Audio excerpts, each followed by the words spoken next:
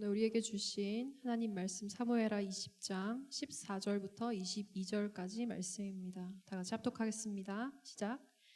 세바가 이스라엘 모든 지파 가운데 두루 다녀서 아벨과 벳마아가와 베림 온 땅에 이르니 그 무리도 다 모여 그를 따르더라.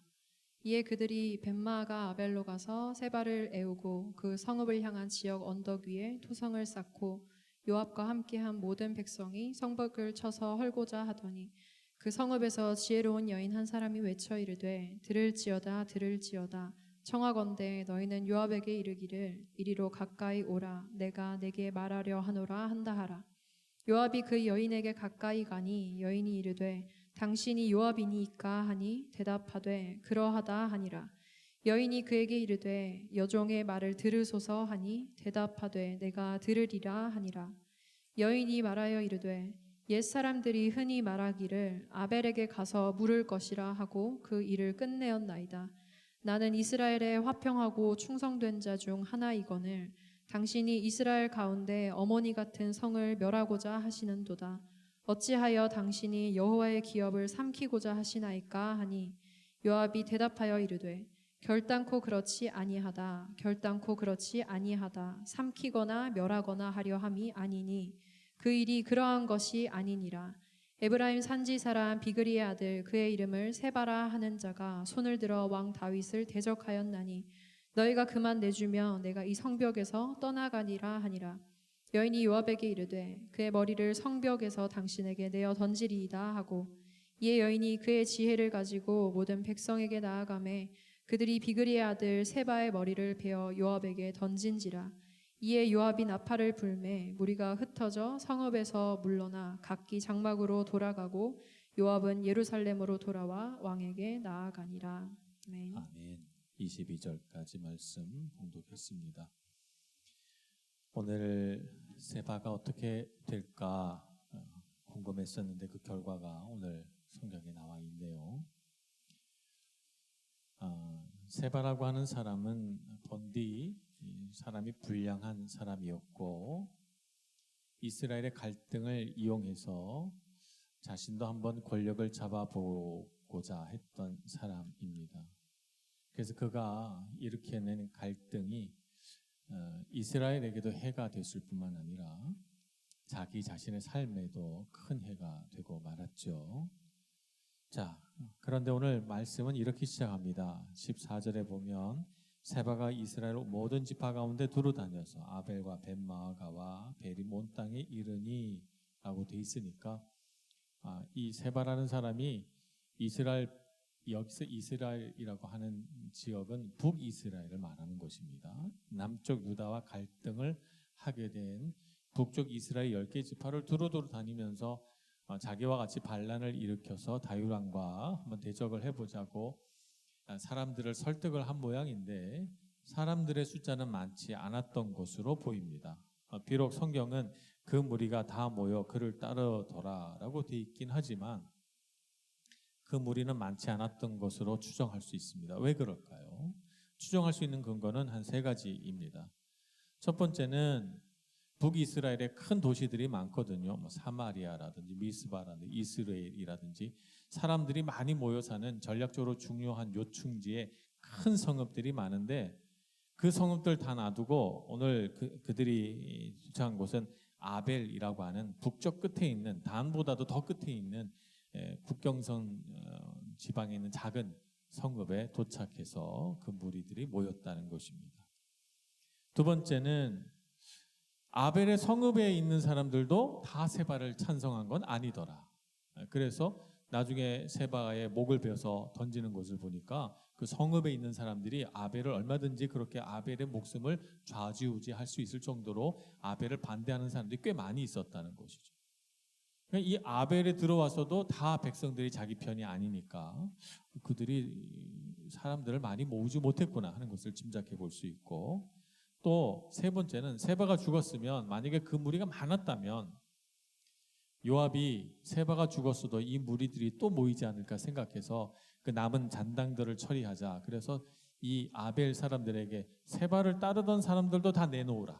그들의 목숨도 우리가 상관하겠다. 뭐 이렇게 됐을 수도 있겠죠.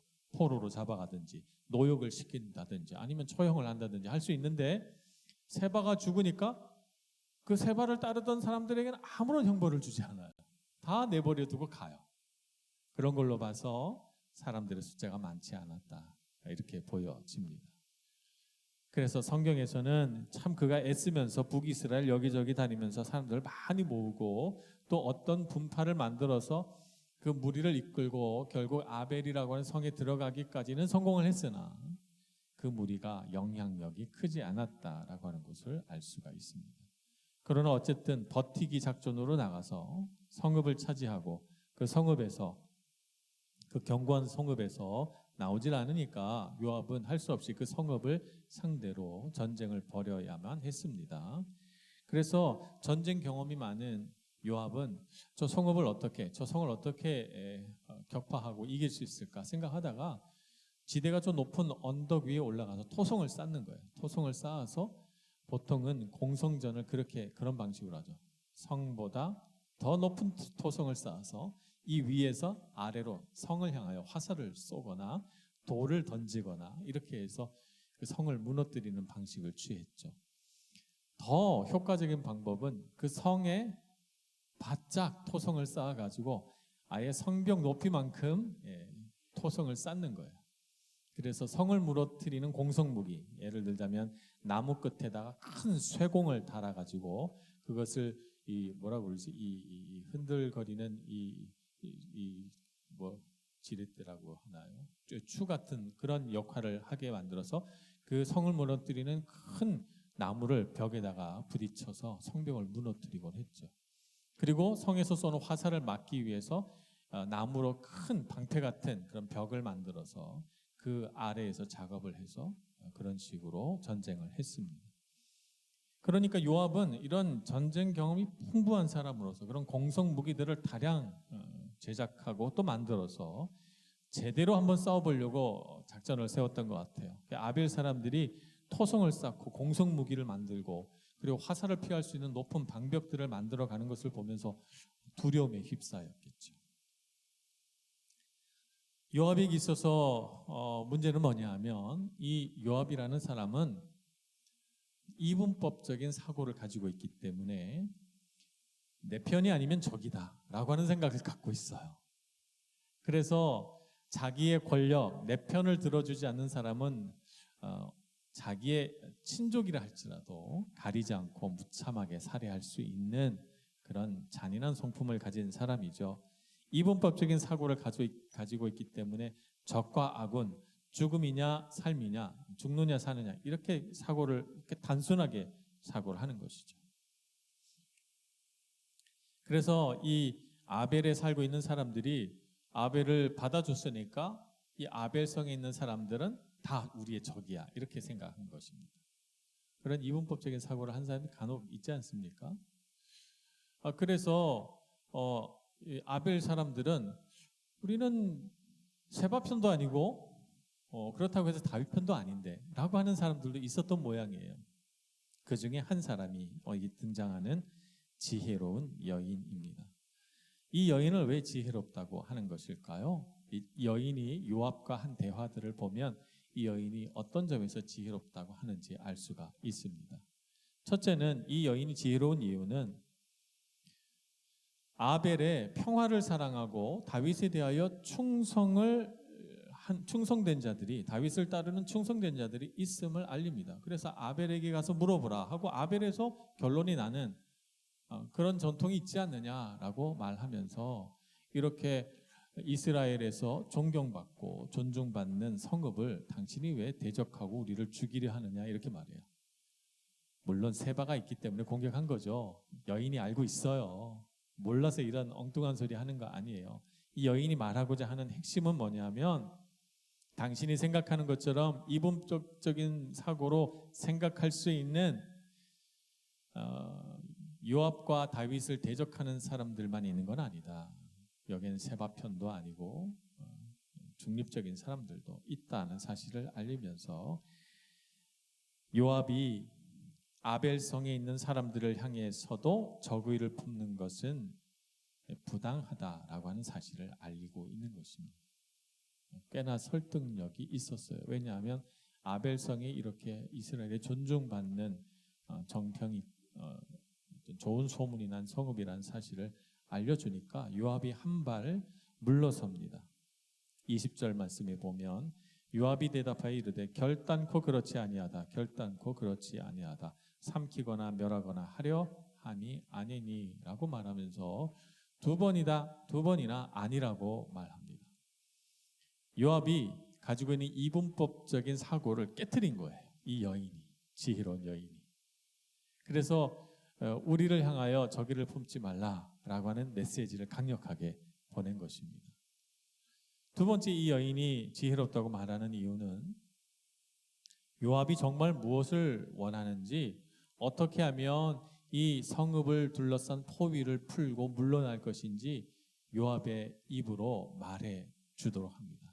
어떻게 하면 좋겠느냐 그랬더니 요압이 말하기를 당신들은 그러면 해하지 않을 테니까 세바의 목숨만 달라, 이렇게 요압이 요구하거든요. 그래서 이 요압과 이 여인이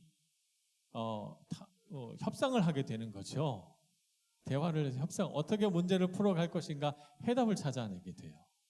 이런 점에서 여인이 참 지혜롭다. 그래서 요압이 이렇게 하면 좋겠다. 그래서 여인이 받아들여서 성 안에 있는 사람들을 설득을 하죠. 세바의 목숨만 내어준다면 포위를 풀고 돌아가겠다고 하니 우리 많은 사람들이 여기서 희생당할 필요가 없지 않겠느냐, 이 여인이 이야기하게 되고, 그래서 세바는 아주 간단하게 처형이 돼서 요압의 손에 그의 목숨이 들어가게 됩니다. 그리고 요압은 약속대로 성 안에 있는 사람들에게는 아무 책임도 묻지 않고 그 즉시로 나팔 불어서 자기 땅으로 돌아가지요. 세 번째, 이 여인이 지혜롭다고 하는 것은 이 여인의 지혜에 용기가 있다고 하는 것입니다. 이 성의 여인처럼 생각하는 사람들 아마 또 있었을 텐데요. 남자들 중에도 그런 생각하는 사람이 있었을 거예요. 근데 아무도 요압에게 나와서 이런 대화를 하려고 생각조차 못했어요. 이 여인만이 부당함을 알려야 되겠다. 어떻게 하면 요압이 우리 성읍을 둘러싼 이 포위를 풀고 돌아가게 할 것인가 라고 하는 문제를 가지고 진지하게 고민하고 그 문제에 대하여 이스라엘 군의 책임 있는 자와 대화를 하기 원했던 것입니다. 참 용감한 여인이죠. 오늘날에도 이렇게 여인이 앞에 나서서 얘기하는 거 쉽지 않은데, 그 고대 남자들이, 힘센 남자들이 당시 권력을 쥐락펴락하는 이런 시대에 이 여인이 이렇게 나와서 당당하게 요압과 대화를 하고 있는 것을 보면 이 여인의 지혜에는 용기가 있었다. 그런 대화를 이끌어갈 수 있는 용기가 있었기 때문에 이런 대화가 가능했던 것입니다. 우리가 상황에 들어가면 우리는 이렇게 생각합니다. 굳이 내가 나서지 않더라도 누군가 나 대신 얘기해 주겠지. 나처럼 생각하는 사람이 또 있을 거야. 그러니 나는 나서지 말고 가만히 있어 보자. 누군가 얘기할 거야. 그렇게 하다 아무도 얘기 안 하면 옆에 사람께 찌르는 거죠. 네가 얘기해라. 이렇게. 그러 생각한 사람이 얘기해야 돼요. 부당하다고 생각한 사람이 손들고 얘기해야 되고, 이 여인처럼 상대방이 가지고 있는 그 부당함에 대하여 내가 먼저 설득력 있게 얘기하고 그것을 가지고 대화할 수 있어야 됩니다. 대화라고 하는 것은 내 생각을 이야기하고 그리고 상대방의 생각을 귀 기울여 들어서 두 사람 사이에 공통된 점을 찾아내서 그래서 타협에 이르게 하는 것이죠.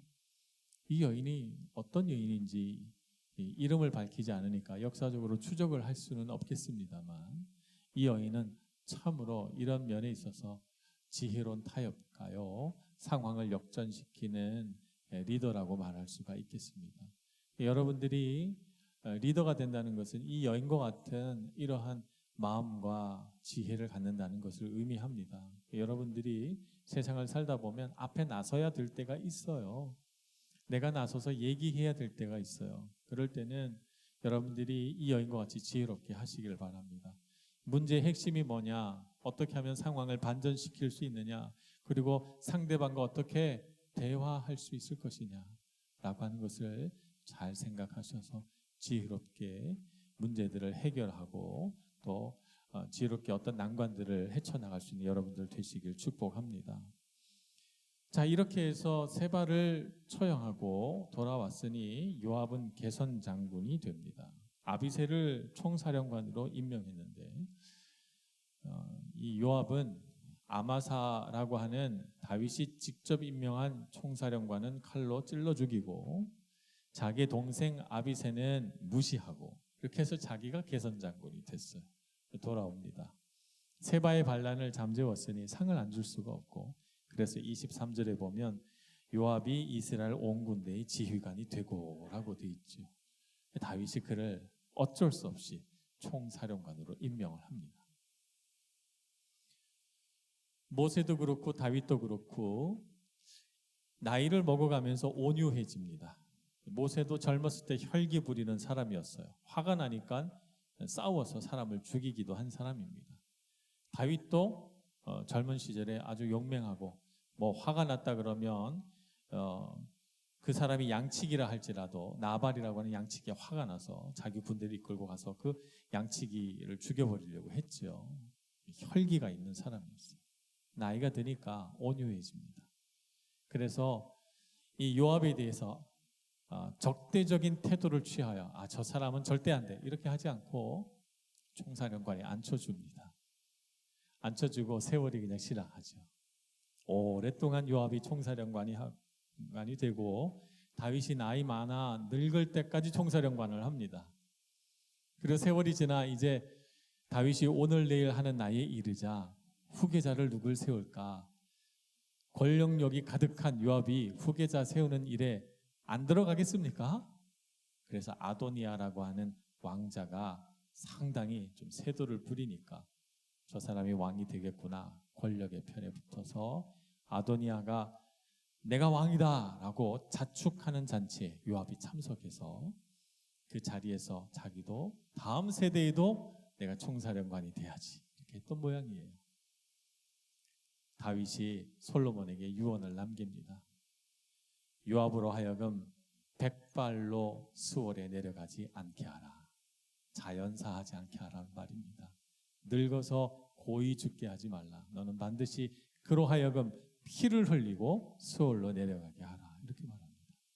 솔로몬 입장에서도 자기가 아닌 아도니아를 왕으로 옹립하려고 했던 사람을 가만둘 수가 없는 것이죠. 잠재적인 위협이니까요. 그래서 솔로몬은 자기 대의 왕권의 안정을 위해서 요압의 목을 베어 버립니다. 요압의 최후는 이와 같이 비참하게 되는 것입니다. 그러나 다윗은 그날까지 어떻게 합니까? 그날까지 참아요. 때가 이르면 하나님께서 이루시리라 생각하고 말입니다. 그러니 여러분 어떤 일들이 내 마음대로 되지 않을 때 왜 내 마음대로 안 될까 속상해서 막 안달해하고 막 집착하고 밤새도록 잠 못 자고 고민하고 그렇게 하지 마시고 다윗처럼 하나님이 때가 되면 이루시겠지 생각하고 하나님 손에 맡겨드려야 돼요. 물은 산이 높아서 흘러가지 못하게 되면 그 산을 넘을 때까지 차오릅니다. 하나님의 시간도 그렇게 차오르는 과정이 있어야 됩니다. 그러니 여러분 안 되는 걸 막 되게 하려고 억지로 하다가 여러분 마음이 다치고 상하지 말고 하나님께서 이루시는 그날까지 인내하며 기다리셔서 여러분의 삶에 하나님이 자연스럽게 이루어 주시는 놀라운 능력과 은혜를 채워 가시길 축복합니다. 기도하겠습니다. 자비로우신 하나님, 우리를 향하신 하나님의 사랑이 얼마나 큰지요. 우리는 어리석어서 내가 원하는 대로 내가 하고 싶은 대로 행하나 하나님 우리에게 지혜를 주셔서 우리로 하여금 내 생각대로 내 고집대로 하지 않고 하나님의 뜻을 살펴서 주님의 뜻에 순종하게 해주시니 감사합니다. 내 생각과 달라도 하나님의 뜻은 항상 옳고 선한 줄 알고 하나님의 때에 하나님이 이루실 일들을 기대하고 소망하며 믿음으로 살아가는 저희들 되게 해 주옵소서. 예수님의 이름으로 기도합니다. 아멘.